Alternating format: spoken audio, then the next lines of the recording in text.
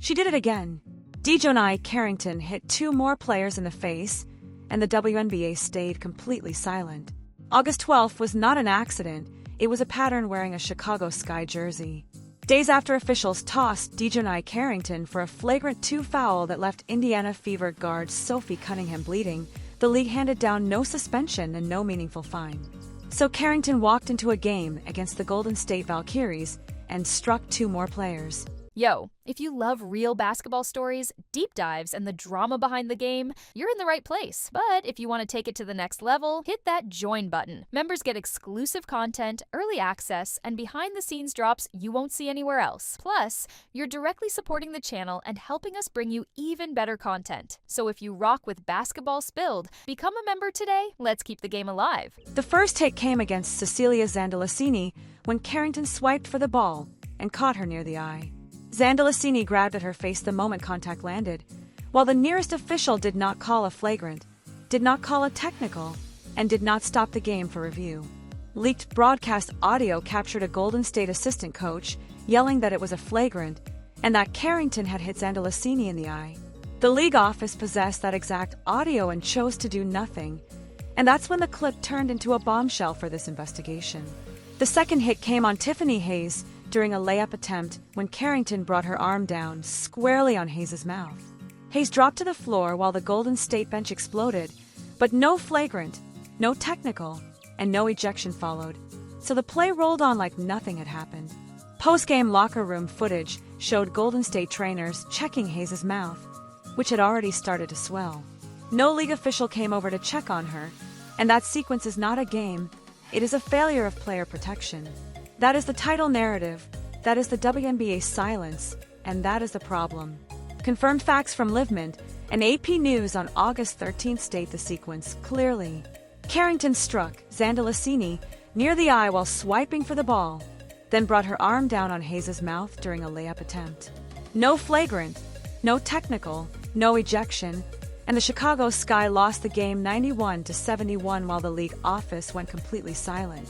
The cameras caught the swipes, but what the cameras missed is worse.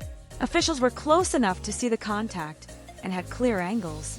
Golden State players waved for a review and the bench screamed for a flagrant, yet the officials swallowed the moment. The result was not a mistake, it was a failure of league protection. DiJonai Carrington has rejected the dirty player label for years. She can reject it all she wants, because the tape does not lie. The tape shows a player who swings at faces and then walks away like nothing happened. It also shows someone who left Sophie Cunningham bleeding, avoided suspension, and then struck 2 more women in the face. That is not defense, that is reckless face striking. The WNBA has stayed silent with no public statement, no suspension, no fine, and no league memo. That silence is not neutral, it is permission. When a league refuses to punish face hits, it tells every player that your face is not safe, and it tells Carrington she can keep swinging. This is a total meltdown of player safety, and DiJonai Carrington's reputation is already in ruins. The dirty player debate just exploded because she keeps adding evidence. You cannot claim bad luck when the same player keeps hitting people in the face, and you cannot claim accidental contact when the arm comes down square on a mouth. The first half of the story is about 2 plays, but the second half is about a league war. The WNBA has a discipline problem, a player safety problem, and a DiJonai Carrington problem.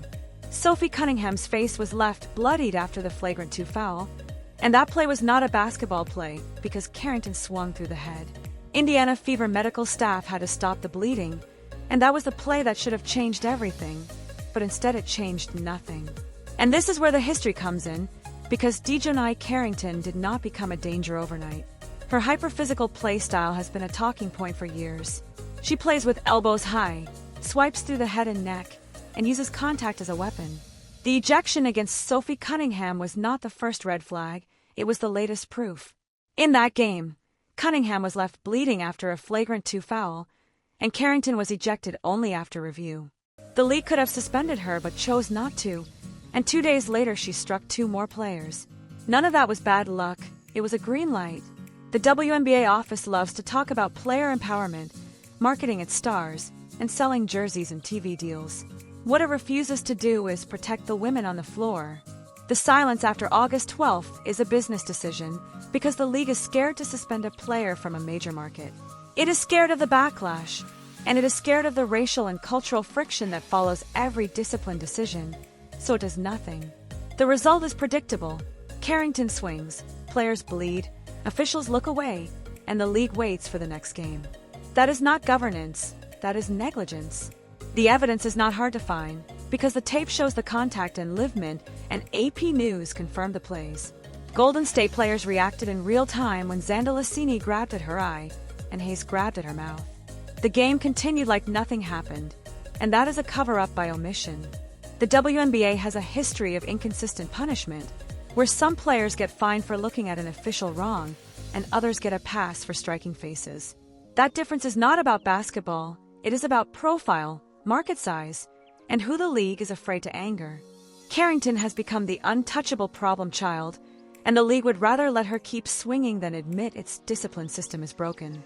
The stats back up the danger, because Carrington is not a high-volume shot blocker or a rim protector. Her defensive value does not come from clean plays at the rim, it comes from aggressive hand fighting and body contact. That style is legal until it hits the face, and the problem is that with Carrington, the face is the target far too often. The Sophie Cunningham ejection should have been the wake-up call, but instead it was a warning the league ignored. Carrington left one player bleeding, and the league looked the other way. After that, she struck Zandalasini near the eye, and the league looked the other way again. Then she struck Hayes in the mouth, and the league looked away a third time. That is 3 face hits in a matter of days, with 1 flagrant 2 ejection, 0 suspensions, 0 public statements, and 0 accountability. The heroes in this story are the players who kept playing. Sophie Cunningham took a shot to the face and bled. Cecilia Zandalasini took a swipe near the eye and stayed in the game. And Tiffany Hayes took a forearm to the mouth and kept going. Those women did their jobs, but the league failed to do its job. DiJonai Carrington is the villain, not a victim and not misunderstood. She is a player who has built her reputation on reckless contact. The dirty player debate just exploded because she keeps adding evidence. You cannot claim bad luck when the same player keeps hitting people in the face, and you cannot claim accidental contact when the arm comes down square on a mouth. The WNBA's silence is the second villain because the league office is supposed to be the adult in the room. Instead, it acts like a coward, waits for the news cycle to move, and hopes the next highlight makes people forget. But the truth seekers do not forget. What the cameras missed is a fear in the locker rooms, because players talk about Carrington's physical play, and they know going into a game against Chicago means risking a shot to the face. They also know the officials will not protect them, and the league will not punish the offender. That is not basketball, that is a workplace safety crisis. The Chicago Sky organization is also complicit because the team has not suspended Carrington internally, the coach has not benched her, and the front office has not issued a statement. That silence tells Carrington that her behavior is acceptable, and it tells her teammates that winning matters more than player safety. The league war is not just about Carrington, it is about every player who has ever taken an elbow to the face and watched the ref swallow the whistle. It is about the double standard and the league protecting its image over its players. The WNBA cannot claim to be a leader in women's sports while its athletes bleed without consequence. The WNBA has fined players for social media posts and suspended players for leaving the bench during an altercation. But here's the thing, it cannot find the courage to suspend a player who strikes 3 faces in 4 days. That is not discipline, that is theater. The league's inaction creates a dangerous precedent, because if Carrington can hit 3 players in the face without a suspension, the next physical player will push further. The next hit might break a nose or end a career, and the league will act surprised even though the warning signs are already on tape. DiJonai Carrington's reputation is already ruined. She can score 20 points in her next game or give a polished interview, and none of that matters because the tape is permanent.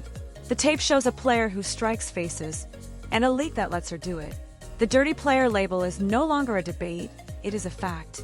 The final buzzer is not about the Sky's 91-71 loss. It is about the league's loss of credibility. The WNBA stayed silent as DiJonai struck 2 more players, and that silence is loud. It tells fans that players' safety is optional, tells players that their faces are not protected, and tells Carrington that she can keep swinging. DiJonai Carrington is the architect of her own downfall. She swung. She struck. She was ejected. She received another chance, and she struck 2 more players. The league let her walk, and that is not a villain winning. That is a villain running out of places to hide. The WNBA cannot stay silent forever, because the next face hit will come, the next player will bleed, and the next tape will surface. When it does, the league will have to answer for every whistle it swallowed. The truth seekers will be watching, and the inner circle will be ready. She did it again, and the league did nothing again, which is the real crime.